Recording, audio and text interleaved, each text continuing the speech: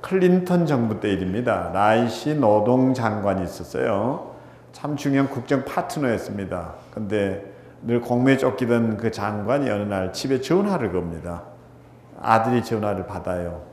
그리고 이렇게 말합니다. 아빠, 집에 들어오시면 저를 꼭 좀 깨워주세요. 아무래도 오늘 늦을 것 같다는 아빠에게 아들이 그렇게 자기를 깨워달라고 요청하자 궁금해진 아빠가 묻습니다. 너 뭐 때문에 그러니? 그러자 아들이 이렇게 얘기해요. 아빠, 내가 잠들어 있는 순간에라도 아빠가 내 곁에 있다는 거 확인하고 잠들고 싶어서요. 그 말을 견디지 못한 라이시 장관은 끝내 장관직을 내던집니다. 자신의 불우했던 환경 때문이었던지 아버지 없이 또 의붓 아버지와 어머니가 총칼을 겨누며 싸우는 것을 목격하고 자랐던 자신의 불행한 과거의 이력 때문인지 클린턴 장관도 차마 그 사의 표명 앞에서는 어쩔 줄 몰라 하고 끝내 그를 놓아줍니다. 그리고 그는 강요직을 내던진 채 아버지로 돌아옵니다. 훗날 이런 고백을 해요. 나는 강요로서가 아니라 아버지로서 인생의 가장 소중한 것을 얻어낼 수 있었다. 정말 이 시대에 우리가 찾아내야 하는 것은 뭐 어떤 기술과 문명의 발전보다는 아버지를 새롭게 발견하고 아버지를 찾아내야만 사회 생태계가 정말 제대로 보존되지는 않을까. 우리가 자연 생태계 파악에 대해서는 그렇게 마음을 쏟고 도롱뇽이 어떻고 뭐 하면서 목숨을 거는 것을 보는데 정말 좋은 아버지가 되기 위해서는 얼마만큼 마음을 쏟는 것일까. 지금이라도 내가 내 아들과 함께 하기 위해서 이를테면 강요직이 아니라 다른 어떤 직책이라도 내던질 만한 준비가 과연 내게는 돼 있는 건지 아버지가 되기 위해서 말이죠. 자, 이런 약간은 좀 무거운 주제를 꺼내 들고서 얘기를 해보려고 합니다. 그래서 햄 기노트가 이런 얘기를 하죠.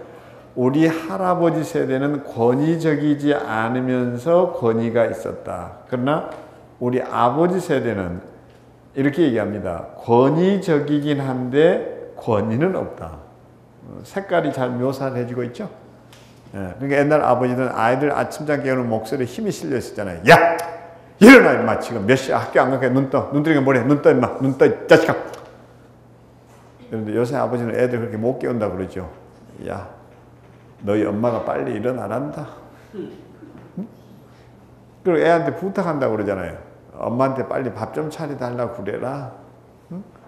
얼마나 추락해버린 아버지의 모습인가, 이제 이런 겁니다. 그렇게 해서 우리 시간 이 아버지란 존재에 대해서 한때 대통령 후보로 이렇게 맞섰던 대통령이 되겠다고 미국의 바로 존 맥케인 공화당 상원 의원과 오바마 이제 후보의 얘기, 그들의 고백을 좀 한번 소개해 보겠습니다.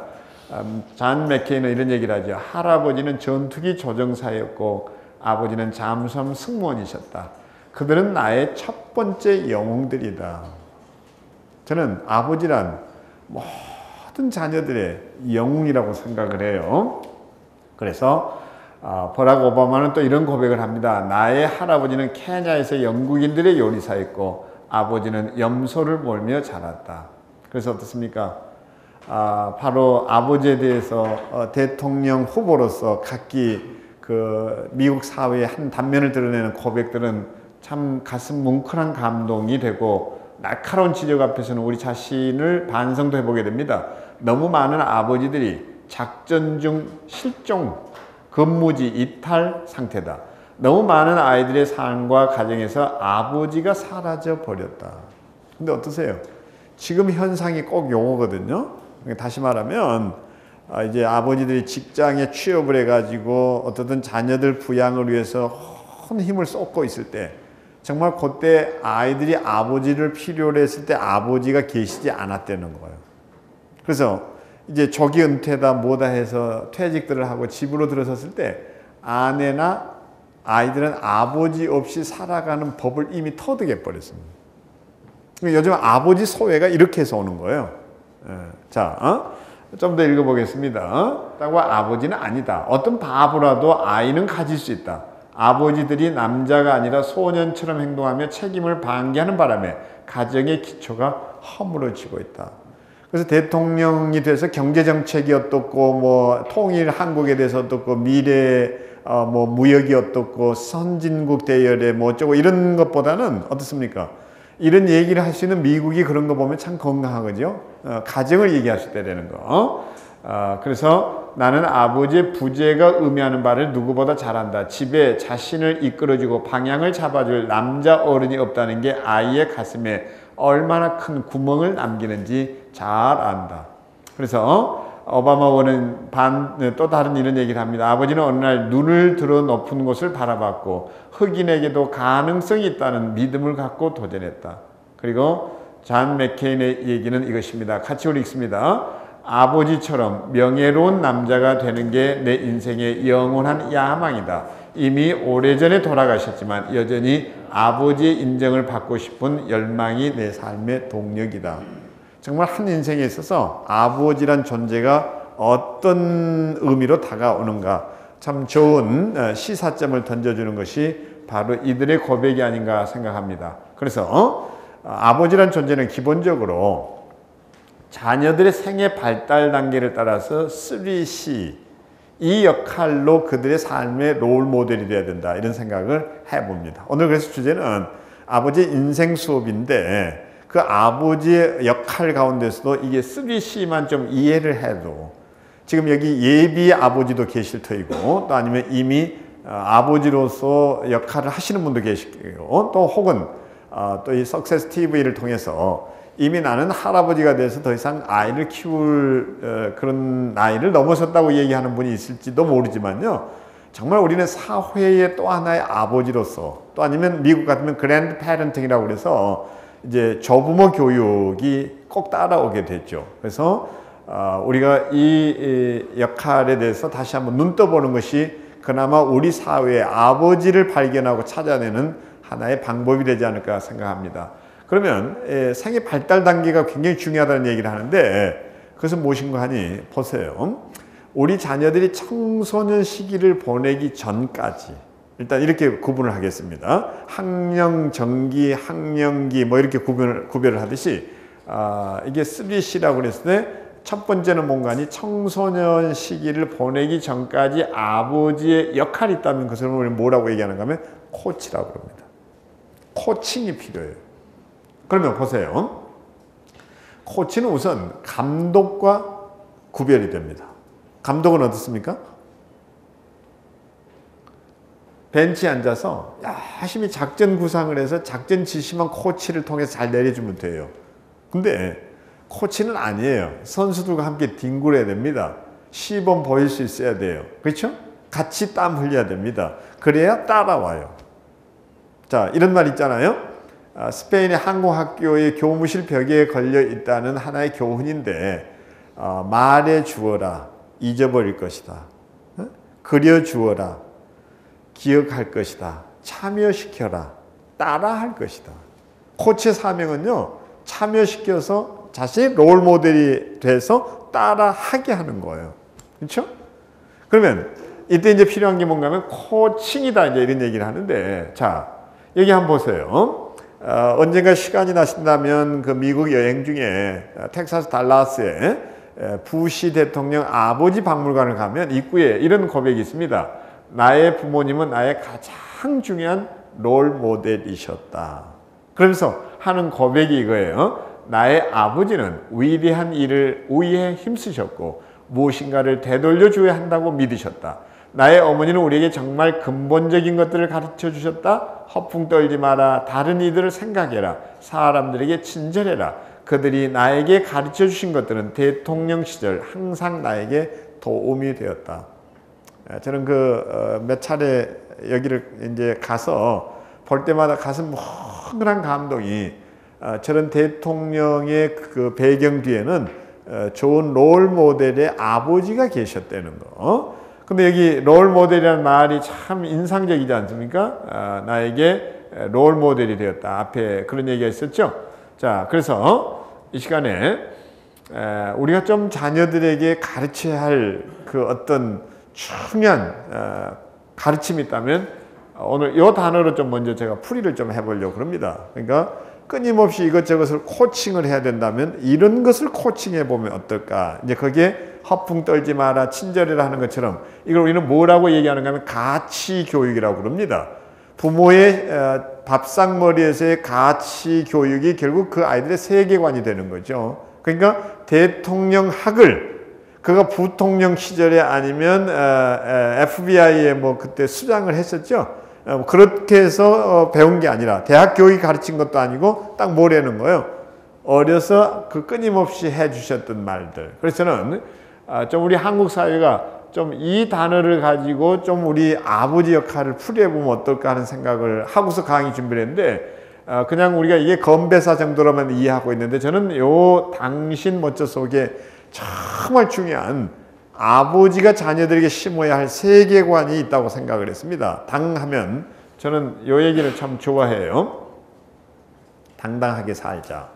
저도 그러니까 아들이 둘 있는 아버지 입장에서 송 목사 당신은 도대체 아이들한테 무엇을 그 가치관으로 이렇게 심었냐, 어떤 가치 교육을 했냐 그러면 요 얘기는 좀 하고 싶다는 거예요. 아직도 부족하지만. 그러면 당하면 당당하게 살자라고 얘기했는데 제가 제 아이들한테 끊임없이 해왔던 얘기는 이것입니다. 야 이놈아 어디 가서 당돌하지 말아라. 응? 그러나 당당하게는 살아다오. 가진 사람 앞에 주눅들지 말거라. 잘생긴 사람 앞에 기죽지 말거라. 너는 너답게만 살아다오. 그렇잖아요? 남 카피하려고도 하지 말고 너 스스로에게 당당해라. 해밍웨이는 무기여 자리거라 해서 이런 얘기 하잖아요. 사람들의 나에 대한 평가는 내가 나 자신을 어떻게 평가했느냐에 달려있다. 이게 우리가 셀프 이미지, 자상이라고도 하고 셀프 이스팀, 자존감이라고도 불리는 너만의 특징, 너가 자랑하고 너가 사랑스러워할 수 있는 게 뭐냐 이제 이거죠. 아침에 헬스센터에서 운동을 하고 나서는데 프론트의 아가씨가 난데없이 그런단 말이죠. 키는요. 놀란 이 남자 157인데요. 아침에 키 몇 센치인지 물을 일이 뭐가 있냐고요. 어짱키 다 하려는 건데. 응? 항상 지 키에 대한 열등감 있는 이 자식은 또 키 몇 센치인지 물은 줄 알고 157인데요. 여기 비극이라는 거예요. 그 사람은 그런 약점 건드린 일이 없는데 스스로 상처받는 것. 이게 당당하지 못한 데서 오는 거 아니에요? 저는 그래서 우리 자녀들한테 정말 당당하게 살아가도록 이렇게만 키울 수 있다면 저는 성경 한 군데를 읽다가 진짜 놀란 거 하나 있는데 우리도 잘 아는 거잖아요. 교회 신앙을 가진 사람이건 아니건 다윗과 거인 골리앗의 싸움인데 그 전쟁이 선포된 순간 두려워 떠는 골리앗에게 나아가서 다윗이 하는 말이 뭔가 하면 낙심하지 마소서. 이게 참 기가 막히잖아요. 한 나라의 대통령이 백성들을 위안하기 위해서 이를테면 위로하기 위해서 또 안심시키기 위해서 담화문을 발표해서 국민 여러분 우리는 수도 서울을 반드시 사수합니다. 유엔군이 어쩌고 저쩌고 이러면 그건 할 수 있는 얘기죠. 근데 어떻게 백성이 왕에게 가서 근심하지 말라고 이렇게 코치를 하고 코치하잖아요. 거기다 하는 소리가 이제 더 이제 기가 막힌 거는 소년이 어른에게 어떻게 그러냐 이거예요. 근데 어떻든 자신을 대신해 전쟁터에 나가겠다는 소년 다윗에게 왕이 이제 어떻습니까? 하사품을 주죠. 전장터에서 반드시 갖추어야 할 이게 방패, 투구, 창 뭐 이런 걸 건네주잖아요. 그러니까 뭐 복잡한 얘기 할 게 없잖아요. 왕의 하사품이니까 진품 명품이잖아요. 진품 명품. 근데 그 순간에 이제 이걸 입어보고 착용을 하고서 시험적으로 몇 걸음을 걸어보다가 이렇게 성경에 써 있거든요. 근데 거기 재미있는 용어가 있어요. 익숙지 못하니. 이게 몸에 안 맞은 거예요. 그러니까 명품일지라도 또는 아무리 왕의 하사품일지라도 자기 몸에 안 맞는 것은 벗어던질 줄 아는 것. 여기 뭔가 하면요. 제가 그냥 제 식으로 풀이를 하면 이런 교훈이에요. 성경이 하는 얘기는. 따라 하겠습니다. 꼴값 떨지 마라. 꼴값 떨지 말라는 거예요. 그래서 오사카 상인의 철학에도 이런 말이 있습니다. 잘 모르는 쌀 장사보다 잘하는 보리 장사가 낫다. 그렇잖아요? 근데 보리 장사가 쌀 장사에 비해서는 사람들에게 그렇게 좋아 보이지 않을 수 있어요. 쌀 장사가 이문도 많을지 몰라요. 근데 잘 모르는 쌀 장사 한다고 폼 잡지 말고, 쫄딱 망하지 말고, 어떻게 하려는 거예요? 내가 이문은 적고 보기에는 그럴지 몰라도 잘할 수 있는 그냥 보리 장사해라. 그래서 정말 자기 자신에게 당당할 수 있다는 것, 이게 얼마나 좋은 거예요. 자, 그래서 우리 당당하게 살자. 근데 이런 자기 긍정이야말로 모든 인생에 있어서는 첫 출발점이 되지 않습니까? 그 다음에 우리가 이제 이 얘기를 해야 되는데, 저는 한 음식점에 이런 광고를 보고 참 기가 막혔습니다. 이렇게 우리가 살 수는 없을까 하는 건데, 이런 거였어요. 쫄면 안 됩니다. 냉면 됩니다. 나는 저 광고 보고 사람들이 진짜 자신감을 먹기 위해서 음식점을 찾아들지는 않을까.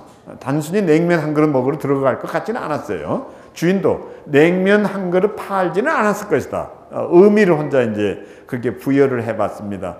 우리가 우리 자녀들한테 이렇게 얘기할 수 있을까? 너 울면 안 돼. 쫄면 절대 안 돼. 냉면은 자주 사 먹거라. 나는 이러면 좀 웃을 줄 알았는데, 그래도 여기 박수 칠 줄 아는 선생님이 계셔서 참 다행이라는 생각을 합니다. 자, 신하면 이거죠. 신명나게 살자. 참 좋은 말 아니에요? 신바람 나게. 사람이 살면서 공자가 했다는 말이잖아요. 천재도 노력하는 사람 따르지 못하고 노력하는 사람은 즐기는 사람 따르지 못한다. 그러니까 제가 제 아이 두 녀석이 우선 해보는 것은 이겁니다. 어차피 할 일이라면 즐겨버려라. 하여튼 억지로 하는 것이 항상 사고 나는 거 알고 계시죠? 저는 뭐 조그만 연구소이긴 해도 직원을 새로 뽑기 위해서 이제 뭐 면접을 할 때면 항상 따져보는 거 있어요. 뭔가 하면 너 하는 일을 여태까지 즐겨본 게 어떤 일이냐. 네? 무슨 일을 성취했느냐는 물어볼 필요가 없어요. 무엇을 즐겼느냐. 그러면 거기는 반드시 결과물이 있기 때문에. 근데 정말 하는 일을 즐기는 게 있으세요? 저는 제 모토가 어차피 할 일이라면 즐겨버리자. 근데 즐기는 사람 치고 인생에 성공하는 사람이 아무도 없다는 거예요. 저도 처음부터 강의를 좋아하지는 않았습니다. 그런데 어느 날부터 강의를 그냥 어차피 내가 가야 할 길이라면 즐겨버리자고 작정했어요. 그래서 강의하다가 사람들이 제 얘기에 이렇게 변화되는 것을 보면 그게 참 재밌기 시작했어요. 그리고 생각을 저는 거꾸로 했습니다. 이 사람들이 내한테 도대체 강사를 얼마 줄까? 이것이 절대 궁금한 일이 없어요. 오히려 오늘 내게 주어진 주제를 나는 어떻게 소화시켜 가지고 또 내 인식의 지평을 넓혀 볼까? 이 주제도 우리 대표께서 주신 거거든요. 근데 이제 그러니까 자연히 과제가 떨어지면 마음에 부담이 없는 건 아닌데, 야, 또 내가 새로운 주제를 가지고 또 뭔가 이렇게 내 인식의 지평을 넓혀 볼 수 있겠다. 네? 그리고 이렇게 뭔가를 내가 준비하는 일에 많은 사람들이 와서 또 이렇게 들어준다는 게 고마운 일이에요. 근데 마치고 났더니 또 강사비까지 챙겨주니까, 네? 자꾸 이런 생각을 하니까요. 강의하는 것 자체가 즐겁고 그게 이제 1만 시간의 법칙을 따라서 계속해서 그 분야의 실력이 늘기 시작하는. 저는 제가 한 일을 즐겨보지 않은 일은 솔직하게 하나도 없습니다. 지금도 양평에 땅 3만 평을 마련해 놓고 저는 아예 그 자체를 언제 여기에 무엇을 짓고 막 이런 고민보다는 이 캔버스에다가 어떤 그림을 내가 그려낼까를 생각하면요, 상상만 해도 그게 그렇게 즐거운 거예요. 그러니까 하루에도 어떤 때는 뭐 2번씩 그 양평에를 그냥 쏜살같이 달려갔다 오고, 뭐 하나 아이디어가 떠오르면 그걸 적용을 시켜놓고, 최근에는 랜드 아트라고 그래가지고 이제 뭘 하고 있는 거 아니, 그냥 올레길을 그냥 걷지 않고 말이죠. 이런 따위. 다시 올레길 이렇게 이름을 붙였어요. 그러니까 다시 오고 싶다는 의미이기도 하지만 다시, 많은 시. 그래서 고려대학교 김명희 교수에게 의뢰를 해가지고 시집을 만들었습니다. 그래서 올레길에 온 사람들이 그 시집을 들고 이렇게 이제 길을 걷도록 하는 거거든요. 근데 군데군데 그 랜드 아트라는 게 뭔가니, 삽자루 3개 꼽아놓고 보타이를 매놓고 삽자루에다가 시를 이렇게 썼어요. 페인팅 해가지고. 그 문득 지나가다가 삽자루 세 개 서 있는데 저게 뭐야 하고 딱 걷는데 식기가 발길을 딱 붙잡아 놓는단 말이에요. 그래서 봄, 여름, 가을, 겨울길로 해가지고 어디를 이렇게 딱 올라서는데 솥단지 하나가 이게 누워 있는 거예요. 그리고 페인팅으로 뭐라고 써 있는데, 아, 부르고 싶은. 이래서 뭐. 그리고 솥단지를 호기심을 가지고 여는데 거기에 어머니. 이렇게 자기도 모르게 어머니. 이렇게 읽으면서 울컥해지고. 무슨 일을 즐겁게 하기 시작하니까 그게 예술의 동산으로 바뀌더라는 거예요. 최근에는 또 무슨 생각을 많이 하고 있는가 하면, 나룻배를 하나 구해가지고 그 산마루에다가 올려서 북한강이 보이는 데다가 갈대를 신고 거기에다가 노하고 함께 놓으면 젊은 아이들이 사진 찍으러 많이 오겠다. 그 별난 것들을 요즘 이제 많이 해보면서 나도 모르게 설치 예술가가 돼 가는 거예요. 근데 그걸 즐기니까요, 결과들도 좋을 뿐만 아니라 그냥 인생이 신바람이 나더라는 거예요.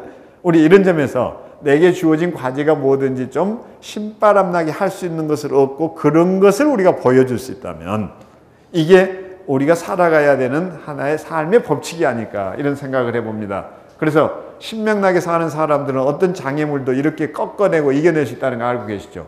저는 이거 보다가 진짜 배꼽 잡고 웃었는데요. 어떻게 이런 발상을 순간적으로 할 수 있냐 이거요. 인생에 있어서 뭔가 즐기는 사람은 이런 방법으로 살 거란 생각을 해요. 그래서 김연아가 오셔 코치를 만났을 때, 오셔 코치가 캐나다에 연하를 보는 순간 답답했던 것은 얘 머릿속에는 오로지 트로피밖에 없다는 거였어요. 그 어떤 기사를 보면. 그래서 그 오셔 코치가 연하한테 늘 코치했던 것은 기술 코치가 아니었어요. 가치 교육이었고 그 경기에 대한 태도 교육이었습니다. 연하야, 너 피겨를 즐겨보려. 즐겨보라는. 저는 우리 자녀들이 뭔가를 즐길 수 있는 거리들을 안내해 주는 것이 아버지 역할이 아닐까. 그게 행복할 수 있으니까. 그렇지 않으세요? 네. 그래서 이를테면 제가 이 대학 다닐 때 이제 학보사 기자 출신이었습니다. 그래서 나도 모르게 기자가 돼보고 싶었는데 그 꿈을 못 이뤄냈어요. 그러니까 그러다 보니까 아들놈한테 나도 모르게 이제 그 자꾸 못다 이룬 꿈을 투사를 시키죠. 이런 가정들이 이제 많잖아요. 너 대기자 돼봐라. 그 아들이 기자가 되면 그 대리 만족을 누리는 거죠. 제가 의과대학에 있을 때도 보면 되게 머리 좋아서 온 애들이 많잖아요. 근데 애들이 의사 되겠다고 온 애들이 아닌 거예요. 등 떠밀려 온 애들이 많아요. 우리 집안에 머리 좋은 애는 너밖에 없는데 그래도 의사 하나는 나와야 되지 않겠냐. 그래서 집안 체면치레로 그놈이 오는 거예요. 그럼 집안 가문이 높아지니까 이게 업그레이드가 되니까. 근데 예과 다니는 동안에는 교양과정이니까 공부들을 그런 데를 소화를 해내요. 근데 본과에 진입하면 이렇게 두꺼운 원서를 가지고 공부해야 됩니다. 생화학, 생물학, 기생충학, 미생물학, 거기다가 한번 생각해보면 해부학까지. 사람 미치죠. 매일 퀴즈죠. 그게 취미에 안 맞으니까 그냥 나중에 비참하게 자살도 해버리고. 근데 나도 모르게 그걸 보면서 왜들 이러나, 부모들이 자기 인생 살게 도와줘야지. 그런데 나도 우리 아들놈한테 그러고 있는 거예요. 너 대기자 돼봐라, 대기자 돼봐라. 근데 제 아들놈은 제 기대하고 달리 그렇게 돈을 좋아해서 늘 그게 힘들었어요. 나도 모르게 야단도 많이 쳤습니다. 야, 이 자식아, 돈 하다 돈 놈들이 한둘이 아니다. 너 목사 아들이 됐으면 좀 경건해봐라, 이 자식아. 그 자식이 뭐 지가 스스로 목사 아들 되고 싶자고 된 건가요? 근데 그렇게 올가미를 씌우고. 하여튼 내 아들에 대해서 막 어떤 데는 화가 나는 게, 이 녀석은 이런 물건 하나를 사가지고 마음에 들면 다행인데 마음에 안 들면 밤새 동생 꼬셔가지고 팔아 먹어버리는 거야. 그럼 난 또 막 형제들끼리 물건 사고 파는 게 그때 형제냐 이 자식아? 막 윽박지르고. 둘째 놈은 야 임마 그 돈이면 중고 2개 산다, 2개 사. 형제 이간질은 하고. 참 못된 아버지. 근데 어느 날 이 녀석이 지 엄마 앞에서 돈을 하려다가 엉뚱한 소리를 했다는 얘기를 듣고 얼마나 괴로운지 말. 이랬다는 거예요. 엄마, 그렇게 나는 열심히 이런 쪽으로 이 애를 유도하고 있었는데 한대는 말이, 난 돈이 하려고 있을 때가 제일 행복해. 완전 미쳐버리겠대요. 응? 그래 그날부터 아내랑 저랑 이제 기독교의 용어를 빌리자면 하나님 앞에 얼마나 회개 많이 했는지 몰라요. 애 잘못 키웠다고. 회개하고 결국은 지 소원대로 경영학부에서 회계학 전공하게 했습니다.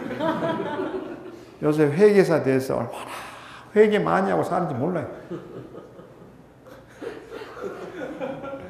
제가 자식 농사하면서 얻은 결론 딱 하나 있어요. 뭔 줄 아세요?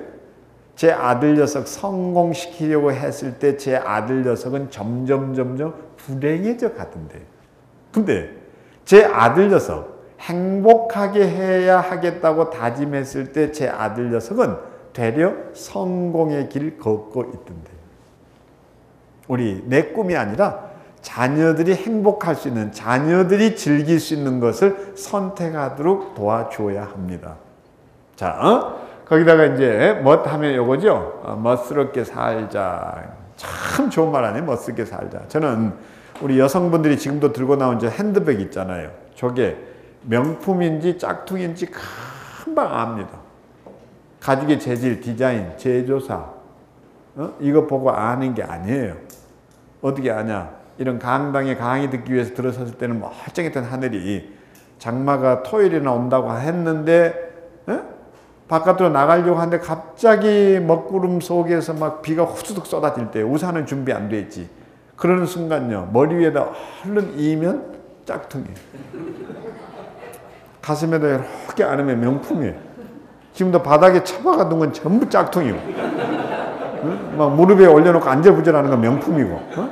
아시죠? 나이 드신 분들은 딸이 사다 주는 거는 명품, 며느리가 사다 주는 거는, 저는 그 소리 안 했어요. 사람이 그래서 명품 들고 다닌다고 명품 인생 되는 거 봤나요? 저는 생각이에요. 볼품 없는 인생이 명품 찾아다닌다는 거. 딱 하나예요. 내가 명품의 가치로 사는 일이에요. 저는 다이어트를 시도해 봤습니다. 6.5kg 뺐어요. 5kg 빼는데 성공했을 때 내가 어떻게 기특하든지 제가 쟤한테 자전거 하나 사줬어요. 남이 사줄 놈도 없고 내가 내한테 사줬다니까. 그리고 제가 하프 마라톤에 도전해서 1시간 46분 59초 주파했어요. 그런 내가 어떻게 대견스럽든지 견딜 수 없어서 제가 쟤한테 디지털 카메라 하나 사주고 나를 데리고 강남에 큰 유명한 음식점 찾아갔어. 내가 내한테 밥 사줬어요. 응? 저는 이래봬도 마라톤 풀코스를 2번 완주했지만요, 제가 자랑스러워하는 것 중에 하나는 마라톤 완주가 아니에요. 북극곰대회 국제 우승자입니다. 제가. 모르셨어요? 국제라는 거 하나는 붙여놓고 살아야 돼, 사람이. 그래야 뭐 유명한 얘기를 듣지 않겠어요? 국제적이다 이런 게 있어야 돼. 세계적이다. 제가 국제 북극곰대회 우승한 이력이 있습니다. 특이하죠. 북극곰대회는 아세요? 우리 여성분. 몰라요? 네. 추운 겨울바다에 들어가 수영하는 거. 보통 강인한 체력과 심장 아니고는 안 되죠. 그런 게 있어요? 네? 그런 게 있어요? 국제 북극곰대회. 그러니까 그 해운대에 제가 살았거든요, 부산에. 네. 그 겨울바다에 항상 그 이게 수영복 입고 뛰어들고 하는 거 사진 해마다 나오잖아요. 즉 국제대회 우승자라니까요. 이러면 무슨? 어나요? 안 얽혀있는데. 예? 안 얽혀있는데요. 뭐가 안 얽혀요? 안 얽혀요. 그러니까 그 추운 겨울바다에 뛰어든다는 거 자기 영하의 날씨 그게 장난이 아니고 5분만 들어가 봐요. 참. 피하 지방이 두꺼운 분도 가서 절절 메고 나오는데 우리가 슬림한 사람은 진짜 죽죠. 근데 이제 저희 연구소의 직원 한 분이 목사님, 그 북극곰대회 열린다는데 안 가볼라나요? 이러는 거예요. 근데 이게 참 재밌는 건요, 젊어서는 굳이 그 위험한 경기에 뛰어들 생각 안 해요. 자기가 젊으니까. 근데 나이가 들어간다는 증거가 무엇인가 하니 자꾸 그런 극기에 도전해가지고 자기가 젊다는 걸 스스로에게 확인시켜주고 하는 게 사람 심리예요. 나도 모르게 신의 계시를 받은 것처럼 몸이 떨리는 거예요. 그럼 내가 가야 될 때네. 그리고 냉수 마찰부터 시작해서 좀 몸을 다듬어야 되겠지. 식스팩은 아니라도 좀 뭔가 준비해가지고 가야 안 되겠어? 그러고 날짜를 알아봤더니 그게 하필 목사로서는 움직일 수 없는 주일날 열리는 거예요. 되게 억울한지요. 못 가게 되니까. 그때 내가 비록 목사지만은 주일날 교회 빠져먹는 평신도들 심정을 이해했다니까. 이것들이 왜 교회 빠지는가. 나도 내 팽개치고 가고 싶었으니까, 솔직하게 얘기하면. 근데 가만 생각해 보니까 이런 생각이 드는 거예요. 못 가게 된 마당에 누가 대회를 꼭 개최해 줘야만 대회인가? 내가 개최해도 대회지. 그래서 일본 강의 갔다가 돌아오게 된 비행편을 김포공항에서, 그때는 김포공항이었으니까 인천공항 없을 때니까 김해공항으로 바꿔달라고 했어요. 아직도 부산 해운대 살고 있는 동생네 집에 가서 조카 두 놈 끌고 나가서 한 놈 보고는 옷 좀 지켜라, 한 놈 보고는 셔터 좀 눌러봐라, 홍당 빠졌다 나와버리지 뭐. 그러고 일본을 간 건데, 이 얘기를 하다 보니까 이 생각이 드는 거예요. 그 짓을 왜 부산까지 가서 해야 되냐 이거요. 일본 바다에서 하면 그게 국제대회인데. 그래서 국제대회가 개최가 된 거예요. 근데 일본 놈들이 다 기권하는 바람에 제 혼자 참가했잖아요. 제 혼자. 처음에는 장난인 줄 알았다가 지인들이 따라 나와서 진짜로 그렇게 해버리니까 기겁을 했죠.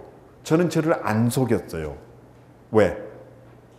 수중시계도 준비했고, 옷도 다 준비해가지고 가서 맨손 체조에 시간제에서 물속에 뛰어들어서 시간 지내고 탁 나온 거요. 추워서 죽는 줄 알았어요, 나도. 그러나 내가 나를 속이지 않았던 것. 그래서 그런 내가 어떻게 대견스러운지, 누가 뭘 가지고 와야 목에 걸어줘야 말이지. 안 걸어주니까 할 수 없이 나리타 공항에 나와서 페레가마에 가가지고 고급 넥타이 사서 그냥 내 목에 내가 걸어버렸어요. 그 저는 사실 그 고급 넥타이가 조금 됩니다. 그래가지고 어떤 날은 내 기분이 꿀꿀할 때는 꿀꿀한 내 기분에 맞춰서 넥타이를 매는데, 일테면 이런 따위.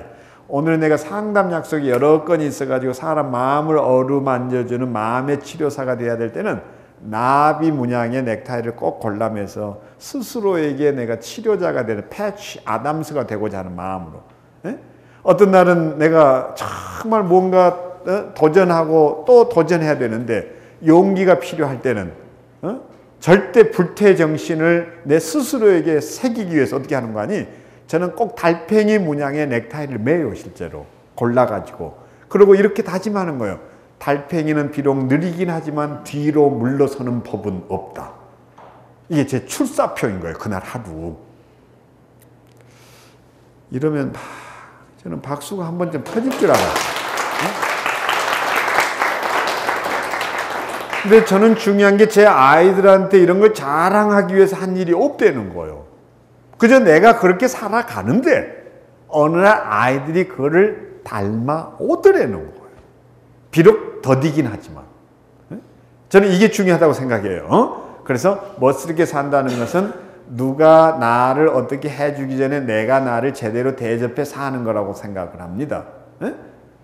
자, 거기다가 저 하면 이제 요거죠. 사람들이 때로 져주며 살자. 그런데 저는 이걸 이렇게 풀이합니다. 한번 따라해 보실까요? 져서 이기자. 져서 이기자. 저희 연구소에 음악치료실인데 소장되는 분이 어느 날 식사를 대접한다고 해서 따라 나섰단 말이에요. 고기를 먹게 됐어요. 석쇠 위에 고기가 굽혀지는데 고기에 웬 비계가 그렇게 많아요. 대접하는 입장에서 민망했더니 종업원을 불러가지고 짜증을 내는 거예요. 제 앞에서. 그러지 않겠어요? 대표이기도 하지만 또 목사님에게 좋은 거 대접 좀 해주고 싶었는데 고기 육질이 엉망이다 싶으니 짜증이 났겠죠. 제 앞에서 민망함을 그렇게 털어낸 거예요. 고기에 왜 이렇게 비계가 많아? 그때 종업원이 뜻밖의 얘기를 하는 거 있죠. 고기가 운동을 안 했나 보죠. 그 말이 내가 너무 재밌어서 그랬어요. 놔두시라고. 우리가 먹고 운동해야지 뭐. 그러니까 보세요. 고기 덩어리에 비계가 얼마나 많이 붙어 있는가를 찾아내는 것은 시력이에요. 저는 여기 계신 선생님들의 시력이 1.5인지 2.0인지 노안이 왔는지 안 왔는지 관심 없어요. 중요한 건 우리는 어느 때든지 시력보다는 시각을 중요하게 얘기해야 됩니다. 어떤 관점을 가지고 사느냐. 영어의 impossible도 어포스트로피 하나면 I'm possible이 된다고 그랬잖아요. 영어는 안 써야 되는 건데 그냥 아는 척 하세요. 한국 사람은 3개국을 동시에 쓴다고 그랬잖아요. 제가 핸들 이빠이 꺾어. 오히려 걱정스러운 건 한글. 네? 외국인들이 한국에 제일 헷갈리는 게 한글 간판에 그러잖아요. 할머니 뼈다귀 해장국. 무슨 놈 나라가 할머니 뼈다귀를 해장국으로 먹는가 말이에요. 네? 자, 그 중요한 것은 뭐냐? 우리 어떤 시각을 가지고 사느냐는 시각. 여기에 결국 당신 멋져 속에 어쩌면 우리가 자녀들에게 가치 교육, 코칭해 줘야 될 세계관이 있지는 않는가. 근데 이런 뭐를 내가 붙잡았는가 하는 건데 여기는 결혼 안 하시는 예비 아버지들도 있는 것 같은데요. 정말 결혼하겠다면 이 아버지 면허증에 대해서 도전을 해봤냐. 저는 지금도 잊을 수 없는 게 이런 거예요. 제가 아버지 학교를 시작했을 때요. 아버지도 아닌 게 왔어요. 처음에는 저도 당황을 했습니다. 너 왜 왔냐 이거야. 근데 하는 소리가 그래요. 이 자동차 면허증을 가지고 자동차를 안 가지면 자기만의 고통으로 끝난다는 거예요. 근데 자동차를 가지고 면허증이 없으면 자기만의 고통이 아니라 온 세상의 고통이고 아픔이 된다는 거예요. 그래서 자기는 아버지가 되기 전에 아버지 면허증부터 따야 아버지가 될 거 아니냐. 야, 우리 교육이 늦었구나 그 생각했어요. 그리고 그 친구는 끝내 아버지도 아니었으면서 아버지 면허증을 땄고 우리가 아버지 면허증 나눠주기를 했으니까. 그리고 또 제게 주례 부탁을 하는 바람에 기꺼이 주례를 하기로 하고서 그날 결혼식장에서 사실은 다른 걸 선물한 게 아니라 아버지 면허증을 선물했어요. 그랬더니 하객들이 그 광경에 감동을 받은 거죠. 저는 이런 점에서 정말 아버지 되기 전에 장가만 가면 모든 게 다 끝났다가 아니라 어떤 아버지로서 살아갈 것인가라는 그 플랜을 장인어른한테 줄 수 있는 그 사익감이면요, 그 제대로 됐다고 생각해요. 이게 프로포즈 하는 방법이 기껏 가서 이렇게 무릎이나 꿇고 막 뭐 갖다 바치고 이질할 줄 아는데, 좀 미안합니다. 거친 말을 써서. 요새 젊은이들의 용어라서 제가 썼어요. 놀감하고 막 하듯이. 근데 그런 것보다는 진짜 내가 저 따님 그냥 주세요 이런 그 어거지 떼쓰는 것보다는 내가 진짜 장인어른이라면요, 저는 이런 아버지가 돼서 이렇게 가문 일으킬 겁니다. 그래서 아버지로서의 사명 선언서 이런 거 써가지고 다 갖다 주면서 이런데도 저를 사이로 맞이하지 않겠다면 저는 알겠습니다. 이 집안 수준을. 그리고 이건 장인어른에 대한 평가입니다. 이거. 그러면요, 진짜 양식 있는 아버지라면 얘 보통 아니네? 이렇게 할 거라고 생각해요. 그렇지 않으세요? 상식적으로 건강 진단서 보내는 건 기본이에요. 그렇지만 이제 우리가 이런 것도 다시 좀 생각해 볼 때가 되지 않았나, 이제 그렇게 생각합니다. 저는 그래서 여기에 덧보태서 지금까지 그 앞에 말에 도전을 받아가지고 저도 그러니까 텍사스 달라스에 가가지고 몇 번 보고 우리 아이들이 평생 기억하시는 이 말은 필요하지 않을까 해서 나를 딛고 이제 세상을 향해 뛰어올라라는 책을 의뢰받고 쓸 때 모든 아버지들에게 읽히고 싶은 책을 쓸 때 요 얘기들을 한 거였어요. 노도 뒤집으면 온이 된다. 그러니까 항상 역발상으로 살 거라 이거예요. 응? 너 멈추지 말아라 노라고. 거기에서 그걸 뒤집으면 온이 되지 않냐 이거죠. 그러니까 진짜 삶에서 필요한 건 뭐예요? 역발상이죠. 최근에 저는 이런 생각도 하고 삽니다. 그러니까 제가 이렇게 사는 것을 우리 아이들이 알아요. 나는 이게 코칭이라고 생각을 했어요. 자, 그러면 저의 최근의 생각은 이겁니다. 왜 비석의 크기로 양반과 상놈이 결정이 돼야 되는가? 지금 시대가 어떤 시대인데? 그래서 저는 이를테면 그 수목장지에다가 와비라고 그래가지고 이제 누워있는 비석이라든지 손바닥만한 거지 규정이 있잖아요. 그 오석이라고 그래가지고 그 까만 돌에다가 그냥 이름 석자 새기고 밑에 몇 년에서 몇 년 이렇게 해서 이제 끝내고 거기에 재미난 건 QR 코드를 생성시켰습니다. QR 코드. 그래서 스마트폰만 갖다 대면 QR 코드에 대는 순간 동영상이 구현돼서 망자와 산자가 소통이 돼요. 손주들 데리고 와서 할아버지 목소리야.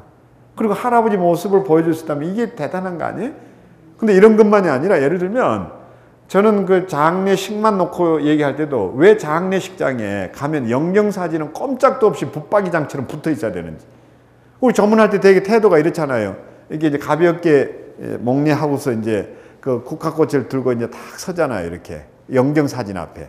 그 크리스천 같으면 이제 그 영정사진 이렇게 한번 딱 쳐다보고 이제 기도하고서 이제 이렇게 다시 한번 쳐다보고 그분과 대화하는 마음으로 그렇게 이제 국화꽃 갖다 이제 올리고 이게 다시 물러서서 상주들한테 이제 이렇게 또 인사하고 그러잖아요. 어쨌든 영정사진을 쳐다보는 거 아니냐 이거죠. 근데 저는 요즘 무슨 생각을 하고 있는 거 아니? 그 영정사진을 바꾸고 싶다는 거예요. 어떻게? 노트북을 갖다 놓고 거기에 프레임, 액자 이거 있잖아요. 그거 갖다 덮으시면 그게 영정사진이 되거든요. 사진 몇 장을 집어넣으면 영정사진이 움직이는 거예요. 그러니까 내가 딱 섰는데 이랬는데 조금 있다가 탁 신고 눕고 있으면 살았네. 그래가지고 저는 조문이 더 깊어지고 대화가 될 거라는 생각을 해요. 그래서 그거 지금 거의 정리를 했어요.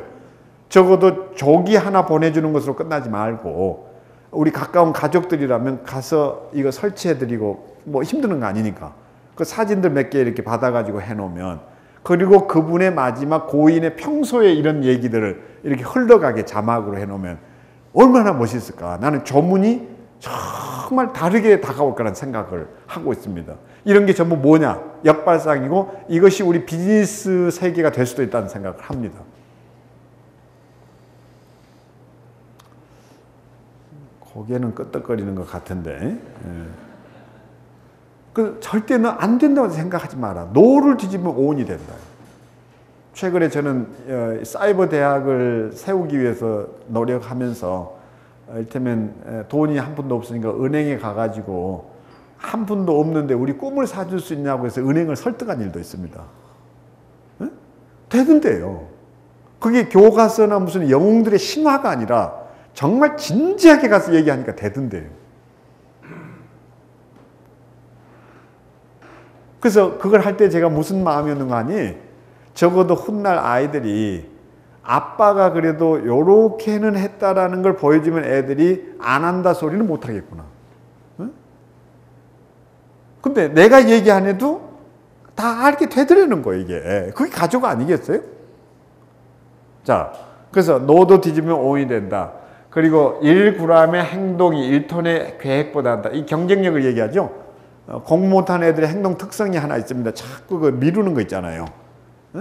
그걸 모라토리엄 신드롬이라고 그러죠. 모라토리엄 하면 지불 위에 지불 중지하는 경제무역 용어인데 이걸 심리학이 차용해 쓰면서 이게 미래의 그저 뭐죠? 자꾸 미루는 이런 병으로 이제 발전이 됐잖아요. 미래병이라고나 할까 뭐 하여튼 이게 차일피일 미루면서 현실을 도피해가는 거. 좀 약간 장난스러운 얘기인 줄 알고 이제 받아들이세요. 그리고 또 제 자화상이기도 하고 공부 못하는 것들은 시험지 받아들고 문제 풀 생각을 안 하고 계획 세고 자빠졌습니다. 이번 시험은 조졌고 조졌다는 말은 전직 대통령이 쓰시고 나서 표준말이 됐어요. 응? 그 언제부터 어디까지 국어, 언제부터 어디까지 수학, 언제부터 어디까지 이렇게 해서 언제부터 어디까지 암기 과목. 오늘은 계획 세웠으니까 하루 쉬고. 그 다음날 일어나지 못하고 뻔히 알면서 이 자식이 새벽 4시 기상. 그 습관이 안 됐는데 어떻게 4시에 일어나 공부가 되냐고. 습관이죠. 이게 학습 습관이에요. 언어 습관이고 사고 습관이고 다 습관이에요. 응? 그게 퍼질러 자지. 그러면 또 이제 뭐라고 스스로 자괴감을 느끼면서 자위를 해요. 오늘은 일진이 안 좋으니까 하루만 더 제끼고. 그런 식으로 계속 밀리고 밀려서 이게 내일병이라고 그러죠. 아까 제가 말을 잘못했는데 미래병이 아니라 내일병. 시험 전날까지 가요. 시험 전날도 여전히 계획 세웁니다. 오늘은 밤을 새기라. 혼자 밤새는 놈 봤어요. 꼭 비슷한 것들끼리 오죠. 그럼 한 놈이 또 그럽니다. 우리 밤샐 건데 라면이나 끓여 먹고 할래 딱. 라면 끓여 먹고 라면 속에서 퍼져가는 만큼 몸도 함께 퍼져가요. 그럼 한 놈이 또 달콤한 욕을 해옵니다.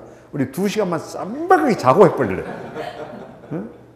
그래가 그대로 퍼지는 거예요. 어떠세요? 1g의 행동이 1톤의 생각보다 낫다. 행동력을 얘기합니다. 자, 세 번째가 뭐냐?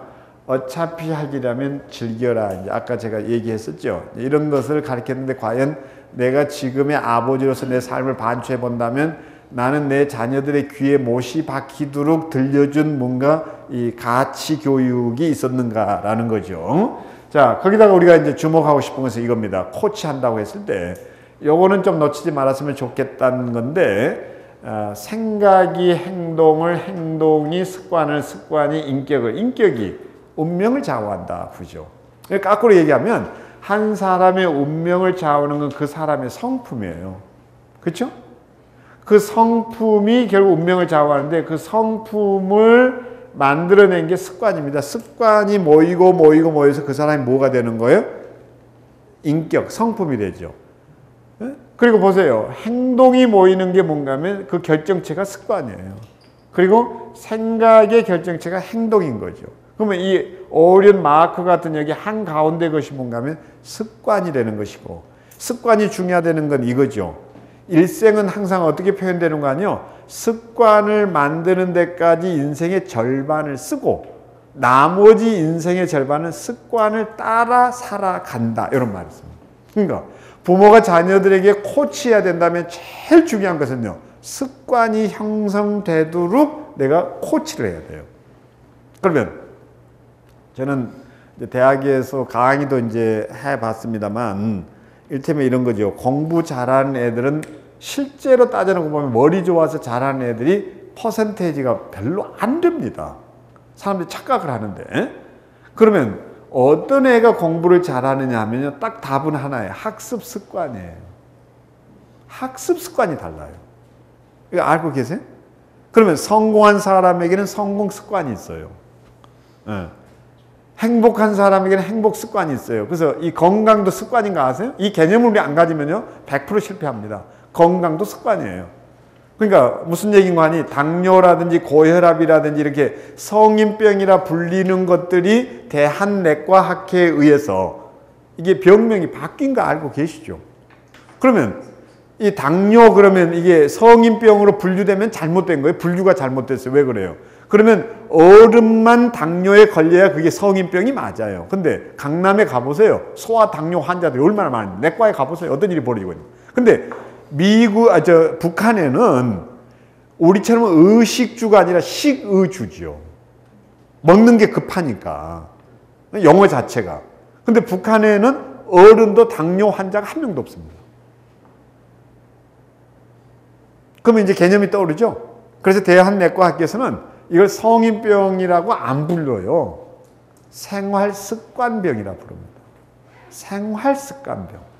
그러니까 모든 건 로마로 통하는 게 아니라 습관으로 통해요.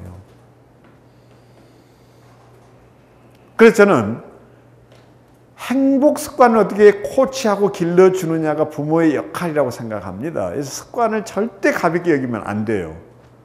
어떤 습관을 길러줄 거냐는데, 조금 전에 우리 대표님하고 얘기를 하는데, 그 엄마들이 제일 안타까워하는 게 아버지들의 집에 와서 보이는 태도라고 그러는데, 그냥 집에만 들어오면 그냥 방바닥에 눌러 붙어가지고 뭐 꼼짝도 안 하고, 근데 이런 거 그냥 흔한 얘기잖아요. 요새는 이제 리모컨 가지고 이렇게 틱틱틱해서 하지만, 옛날 우리 어렸을 때에는 이게 채널 돌리는 거였어요. 그 다음 진화된 게 뭔가 하니 이제 그 버튼식이었어요. 채널 형태에서 버튼식. 근데 아버지가 이게 이제 턱 개고 이제 뭐 이래가지고 텔레비전 뭐 주워 먹고 이러다가 이제 또 어때요? 이렇게 누워가지고 보다가 이제 텔레비전 채널을 돌려야 되는데 귀찮지. 그러니까 그냥 누워가지고 이제 이렇게 그 등 막 그 부비고 이제 가가지고 발가락 가지고 이제 이렇게 탁탁탁 누르는 것도 귀찮아가지고. 근데 기가 막히게 어느 날 아버지가 안 계시는데 애가 텔레비전 보는데 꼭 지혜비처럼 누워가지고 그러다가 이게 등으로 이렇게 기어가가지고 발가락을 여러 있더라는 거예요. 그 참 습관의 유전자라는 게 무섭습니다. 습관의 유전자. 그러니까 성공한 사람에게는 제가 조금 전에 뭐라고 그랬어요? 성공 습관이 이미 있는 거예요. 그럼 우리 자녀들에게 물려줘야 될 유산이 뭐냐고 그랬을 때, 그런 습관을 길러주는 게 답이거든요. 이걸 코치해 줘야 된다는 거예요. 그렇잖아요? 네. 심지어 수면 습관도 너무 중요한 거 아시죠? 수면 습관도. 어떤 식으로 내가 잠자리를 6시간, 7시간 이렇게 가지느냐, 누리느냐. 이런 거잖아요. 독서도 습관이지. 여기 교회 다니시는 분 있는지 모르지만 경건도 습관이에요. 경건도, 기도도 습관이에요. 그러니까 예수에 대한 묘사 중에 이런 것까지도 있잖아요. 습관을 따라 기도하시더니.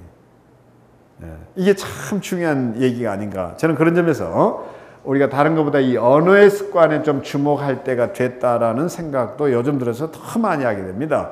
왜? 언어가 세상을 지배하니까. 그래서 이 말에 대한 연구가 꼭 좀 있어야 되겠다는 것. 나아가서 우리가 그들에게 정말 습관 이런 얘기를 하는데, 이 아이들 요 얘기는 하고 좀 지나가죠. 그 애들이 말을 굉장히 요즘 기가 막히게 하잖아요. 우리 조카 아이도 아주 어렸을 때 보면 말을 얼마나 기가 막히게 하는지. 그 이제 나중에는 전부 우리가 얘는 천재다 그랬어요. 그또 이제 제 막내 재수가 제가 그때 숭실대학에 있을 때니까 그 천재 테스트를 좀 한번 해보면 어떠냐고 해서 학교에 부탁을 해가지고 그러면 이제 테스트를 했거든요. 네, 지극히 정상이라는 거예요. 그 얼마나 우리 실망했는지 몰라요.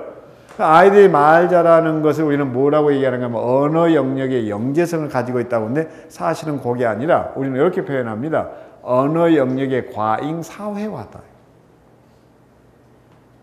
그 요새 애들은 의미, 그 미닝을 가지고 얘기하는 게 아니에요. 이게 비극이라는 거죠.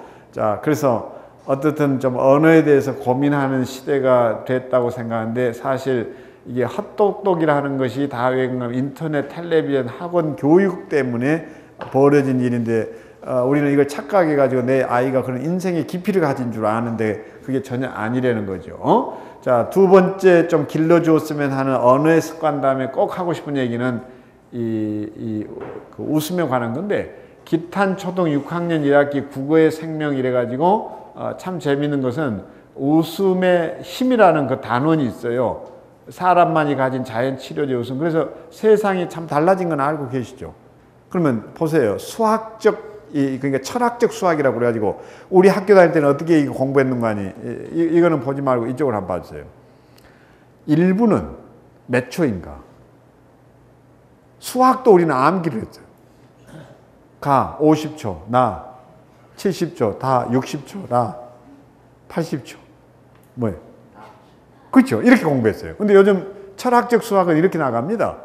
1분은 50초일 수도 있는데 왜 60초여야 하는가?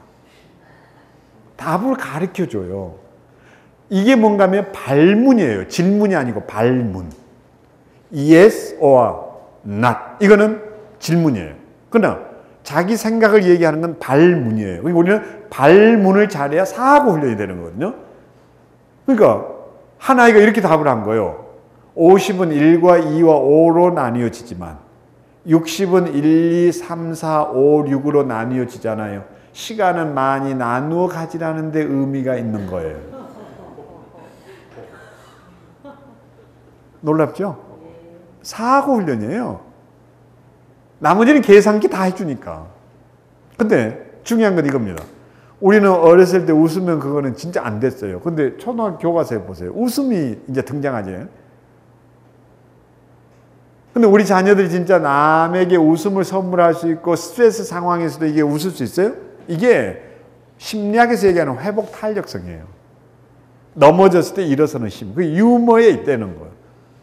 자, 그래서 거기 등장하는 이 유머를 보면서요. 생선과의 대화. 이런 분의 유머가 이런 데 실린다는 것 자체가 참 대단하다는 생각도 했지만, 이런 분은 평생 한 번만 만나봐도 소원이 없겠다는 생각을 했어요. 저분의 저자 사인만 하나 받아둬도 가보가 되겠다. 근데 제가 있는 것들을 소개하면 요거잖아요. 내용이. 생선 가게를 들던 신사 한 분이 이렇게 생선을 그 조기를 들었다 놨다 이렇게 불에다 비춰다 보면서 이제 이러잖아요. 냄새를 맡다가 막 이러고 있으니까 주인이 짜증을 내요. 한 소리 합니다. 살 테면 사고 말 테면 말라는 뜻에서 지금 뭘 하고 있는 거예요? 근데 신사가 뜻밖의 소리를 해요. 지금 바다 소식을 묻고 있는데요. 이 자식이 바다 소식을 묻고 있대 지금 고기한테. 막 이러고 막 이래서 뭐 하는 거 그랬더니 주인도 웃기는 친구네 싶어서 기분을 누그러뜨리고 하는 소리가 뭐라 그래요? 근데 신사가 하는 소리가 그럽니다. 자기도 바다 떠난 지가 오래돼서 바다 소식이 궁금하다는데요. 이게 요즘 초등학생들이 공부를 하는 내용이에요. 제가 그렇게 만나보고 싶어 했던 그 유머의 저자께서 지금 석세스 TV에 와서 55회째 강의를 진행하고 있습니다.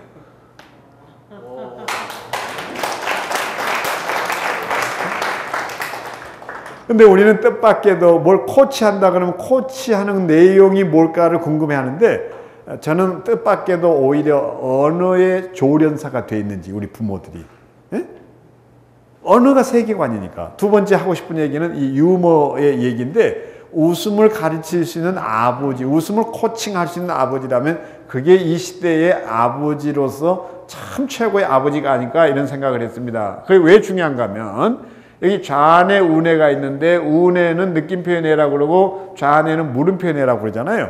그럼 재밌는 게 이거잖아요. 좌뇌는 논리와 언어와 연속, 분석, 합리, 기억력, 수평사고를 가져다 주는 것이라면 우뇌는 감성이고 비언어, 창조, 전체, 예술, 시각, 직감, 유머, 놀이인데 이 우뇌의 역할이 뭔가 하면 딱 요거잖아요.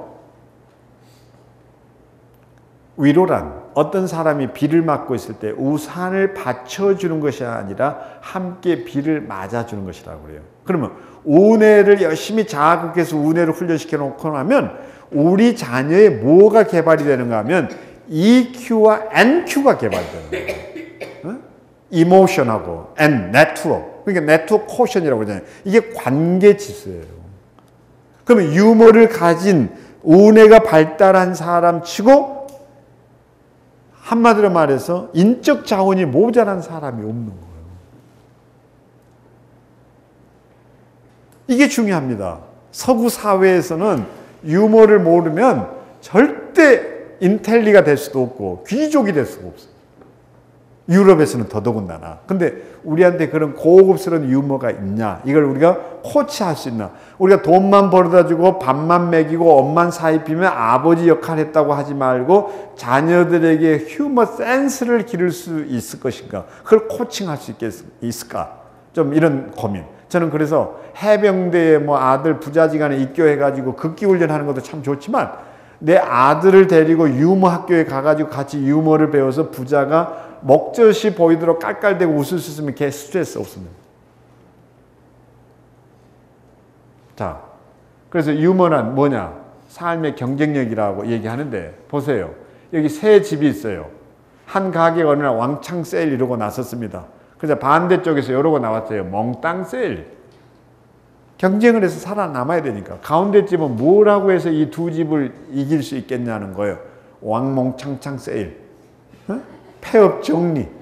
근데 가운데 집은 간단히 끝냈어요. 입고.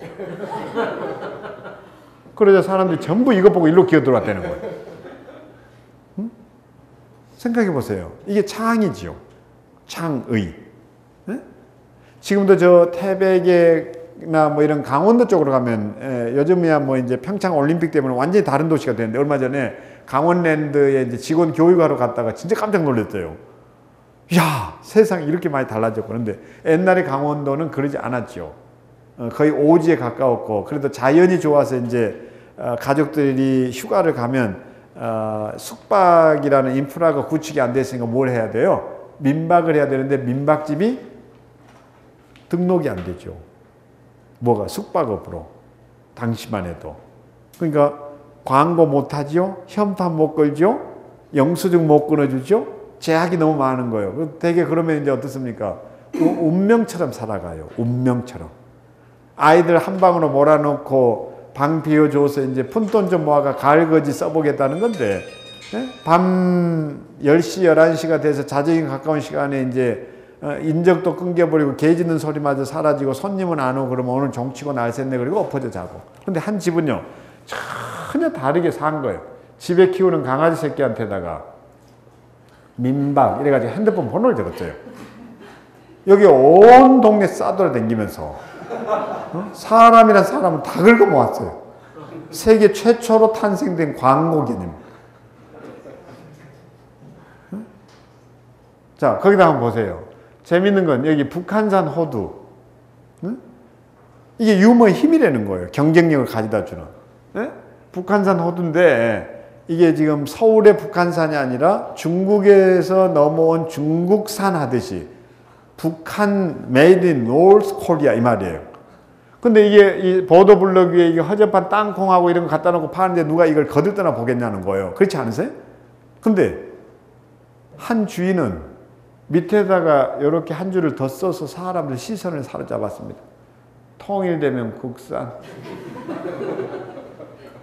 근데 지금 우리 여기서 재밌는 거 딱 하나 발견합니다. 뭐냐? 보세요. 처음에는 웃긴 해요. 근데 왜 웃는 거 하니? 유머의 심리학인데 남이 실수하는 걸 보면 반드시 웃음이 터지게 됐어요. 그게 뭔가 하니? 이겁니다. 나는 너 같은 바보짓 안 하는 거거든? 자기 우월감을 드러내기 위해서 사람들이 웃어요. 자기 과시예요. 네? 근데 제가 이제 설명을 해주고서 웃음이 팍 터졌잖아요. 근데 일부러 반복 학습을 시켜봤어요. 근데 지금 끝에 와서는 거의 안 웃어버리는 거예요. 왜 그래요? 벌써 좌뇌를 쓰는 거예요. 아까 얘기한 좌뇌. 저거 어디서 구했을까? 저거 진짜까 저거? 이런 거 웃음이 사라지는 거거든요. 그러니까 정말 필요한 것은 저는 아버지가 가정 안에 들고 가야 될 선물이 하나 있어요. 그것은 유머예요. 이것도 습관이라는 거예요. 유머도 습관이에요.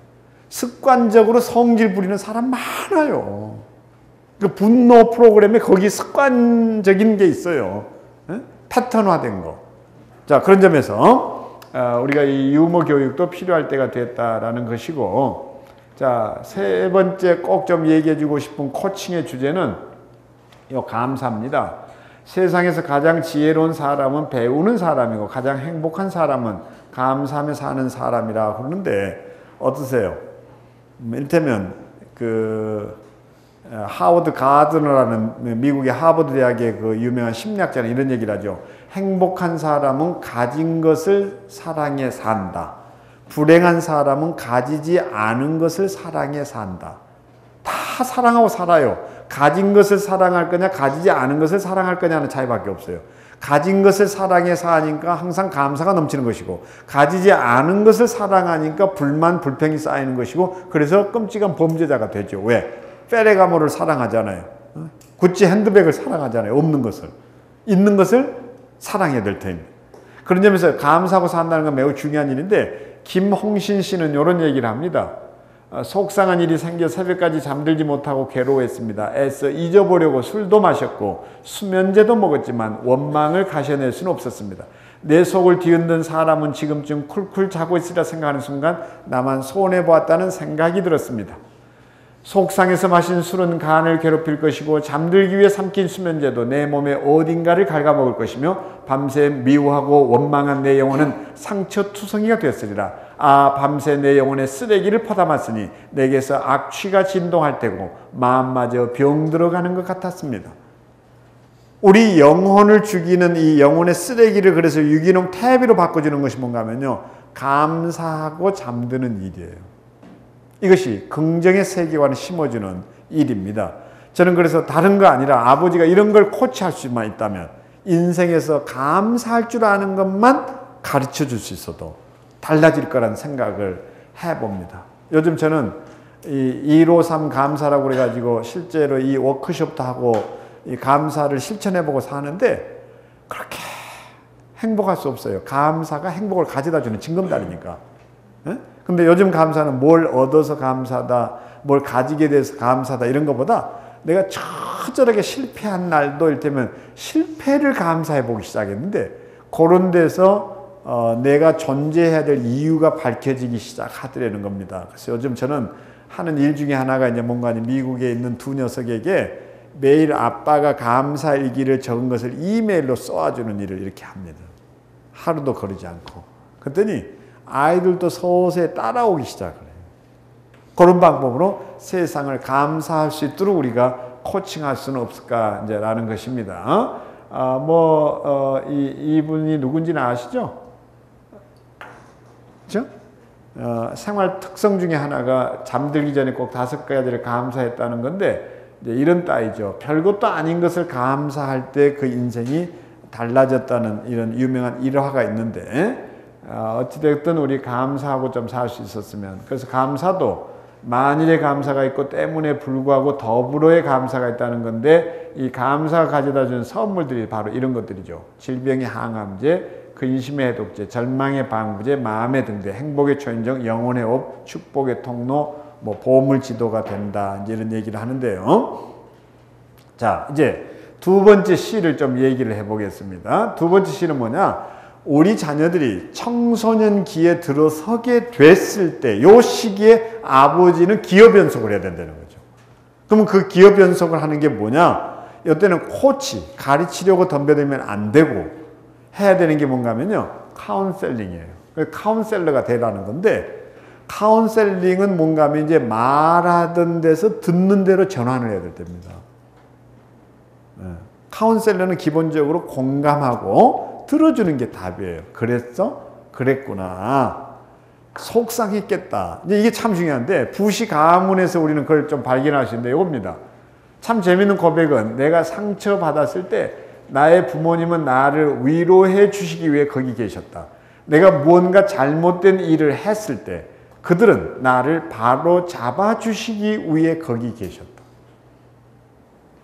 내 기준이 아니라 그들의 기준에서 좀 바라보고 그들의 그 신음소리에 귀를 기울일 수 있는 아버지라 한다면, 그래서 여기 조영근 회장이라고 있습니다. 지금 천안함 후원 회장을 맡고 계시죠.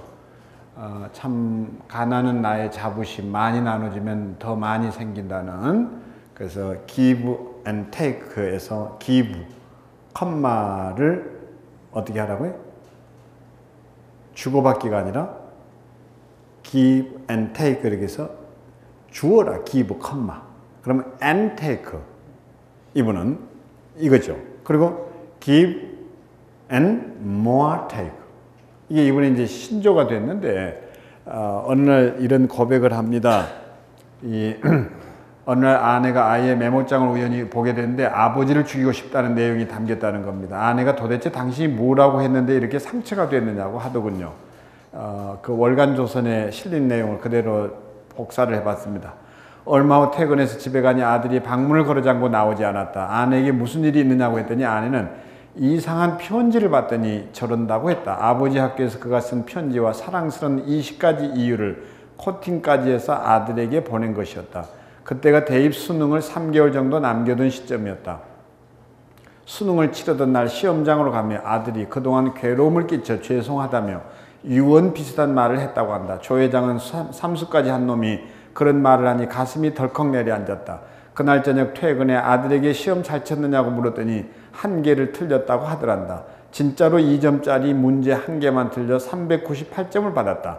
아들은 2001학년도 서울대 법대 정시에서 면접과 논술고사를 포함한 종합점수 수석으로 합격했다. 아버지 학교에 다닌 뒤 매일 아침 아들을 깨어났어요. 그러곤 우리 아들 최고라고 칭찬해주니 아들이 신바람이 났던 겁니다. 그래서 아들의 잠재력이 폭발했다고 봐요. 근데 이 자기 효능감이라는 것은 바로 이런 있는 그대로 자기가 인정되는 데서 그 가능성이 열리기 시작한다는 거 좀 놓치지 않아야 할 거란 생각을 해봅니다. 어떻든 우리는 자녀들이 잘났을 때가 아니라 상처받았을 때 내가 그 상처를 감싸 안고 끌어안아주기 위해서 바로 아이들을 기다리고 거기 있을 수 있는가 하는 문제. 그래서 청소년 시기에는 우리가 이제는 코치하기보다는 카운셀러가 돼서 카운셀링 해야 된다. 이런 얘기를 하게 됩니다. 자, 세 번째 C는 뭐냐? 컴패니언. 그럼 우리 자녀들이 청소년 시기를 이제 지나게 됐다면 우리는 한 사람의 인생의 동반자로 그들과 함께 아름다운 동행을 시작할 수 있어야 된다. 저는 이런 생각을 합니다. 그래서 어떻게든 우리가 이 3C만 좀 기억을 해서 나아갈 수 있어도. 자, 그래서 저는 실제로 그 시카고에 있을 때 이런 한 가정의 이야기를 옆에서 지켜봤는데 아들하고 아버지 사이가 정말 기가 막혔어요. 그렇게 해서 그 아버지가 저한테 넋두리처럼 했던 것이 이거였습니다. 저 녀석이 고등학교를 졸업만 해줘도 소원이 없겠다 그랬는데 고등학교를 졸업은 했어요. 그러나 정상적으로 4년제 대학에를 갈 실력이 못 돼서 커뮤니티 칼리지라고 그래가지고 우리나라의 전문 학교를 갑니다. 그리고 거기서 정신을 차리고 4년제 편입을 해서 졸업을 하게 된 날 아버지에게 갖다 바친 선물인데 그게 작은 액자에 실려 있는 걸 이제 번역을 한 거예요. 제가 미국에 갔더니 저를 서재로 끌고 가더니 그 아버지가 너무 자랑스러워서 아들이 준 거라고 이제 선물한 건데 내용을 소개하면 이겁니다. 엄마, 아빠, 회계사로서 바라볼 때 저라는 존재는 아마도 값어치 있는 재산이라기보다는 골치 아픈 빚더미로 분류됐을 것입니다. 제가 마침내 제 인생에 이곳까지 오게 된 것은 부모님들의 끊임없는 사랑과 지원을 통해서였습니다. 저를 악성체험으로서 청산해 주지 않은 것에 대해 온 마음을 바쳐 진심으로 감사를 드립니다. 하지만 부모님의 그 투자를 언젠가는 반드시 되갚겠다고 생각한 믿음이 있었습니다. 긴 세월 동안 부모님들은 당신들조차 완벽히 감당할 수 없는 여러 가지 방법으로 소중한 인생의 교훈들을 말씀해 주셨거든요. 이토록 훌륭한 가족들과 함께 있는 것을 축복해 준 하나님께 감사함을 느끼지 않는 순간 한 번도 없었습니다. 감사합니다. 그리고 아버지 사진 밑에 이런 글을 적었어요. 나의 아빠는 모든 아이들이 꿈꾸는 그러한 특별한 분입니다. 아빠는 내 친구이면서 나의 선생님입니다. 그리고 아빠를 아빠라고 부르는 것이 나는 자랑스럽습니다. 말썽도 피우고 힘들게 했던 청소년 시절을 지나면 우리가 다른 것이 아니라 같은 동료, 친구 같은 그리고 선생님 같은 이런 아빠가 돼서 걸을 수는 없을까라는 건데 제가 며칠 전에 페이스북에다 올렸습니다. 전 박사라고 제가 주례를 했던 친구인데 저기 이제 액치에 이제 교수로 와 있는데 그 아버지가 어느 날 전광학 목사님이시라고 그 아들의 결혼 주례를 부탁해서 미국에서 유학 중인 아들이고 며느리 될 사람인데 한국에서 결혼식은 치러야 되겠는데 목사님이 우리 아들 주례를 해달라 그래서 이제 만나서 얘기를 하다가 미국 같으면 부모 교육이 있어요. 근데 우리는 부모 교육을 할 수가 없으니까 제가 자식들은 만나서 이런저런 얘기를 했지만 그 아버지들은 목사님한테 내가 뭐 교육시킨다고 나설 수도 없고 편지를 좀 쓰라고 한 거였어요. 근데 정말 놀라운 것은 편지를 이렇게 썼는데 어렸을 적에 너가 어쩌고 저쩌고 이렇게 하다가 이제 뭐라고 딱 어투가 바뀌는가 하면 이제 자네도 이제 나는 자네라고 불러야 할 때가 된 것 같으네 이러면서 말이 어투가 바뀌어 버리는 거예요. 네? 이제는 이런 것을 생각하며 어떤 길을 걸어가게나 네? 작은 것 같지만요 그 자식에 대한 태도, 이 아버지의 태도 이제는 인생이나 목회의 길에서 거의 동반자 수준에서 대우하면서 그 언어를 쓸 때 그 자녀의 마음속에 생겼을 자긍심이 어떠겠나. 자, 그래서 마지막 덧붙여서 하고 싶은 얘기는 이겁니다. 같이 읽겠습니다. 시작. 자녀들의 영웅이 된다는 것은 신이 인간에게 내린 가장 큰 선물이다.